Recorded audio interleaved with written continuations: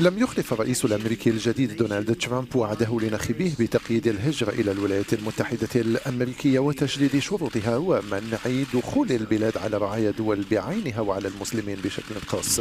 ترامب وقع الجمعة قرارا يقول إنه يهدف لمنع تسلل من يعتبرهم إرهابيين إسلاميين راديكاليين ويمنع التأشيرة عن رعايا 7 بلدان عربية من بينها سوريا والعراق واليمن وليبيا. وقد شرعت مطارات أمريكية في تنفيذ القرار باحتجازها طالبي اللجوء بمجرد نزولهم من الطائرة. وفي مطارات مصرية منع مسافرون يمنيون وعراقيون من ركوب الطائرة إلى نيويورك، فيما لم تسمح الطائرات القطرية بالسفر إلى أمريكا إلا لذوي جوازات السفر الدبلوماسية بالنسبة لمواطني الدول العربية المعنية. في زمن نواجه فيه أزمة لجوء عالمية، الرئيس ترامب تخلى عن كل اللاجئين السوريين وجمد عملية توطين اللاجئين السوريين في الولايات المتحدة. هذا المرسوم يشكل صدمة عميقة ويجب إلغاؤه فورا. المنظمات الإنسانية الدولية والحقوقية نددت بمسعى رئيس ترامب داعية واشنطن إلى البقاء أرض لجوء وأمان للفارين من الحروب كما كانت.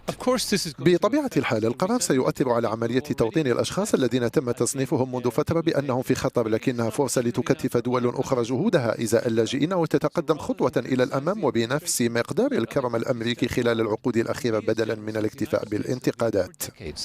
في غضون ذلك يعيش اللاجئون السوريون في المخيمات اللبنانية في سهل البقاع ظروفا إنسانية شديدة القسوة في ظل موجة البرد والعواصف الثلجية التي هبت على المنطقة مؤخرا. بس هذا ظالم، يعني احنا لاجئين وين بدنا نروح يعني؟ وين نهرب؟ طلعنا من تحت الحرب والضرب مثل ما يقول يعني نلجأ مثل ما يقول على المكان آمن، لسه يجي مننا يعني وين بنروح يعني احنا؟ موقف أبو أيمن اللاجئ في سهل البقاع يعبر عن رأي اللاجئين السوريين في قرار دونالد ترامب.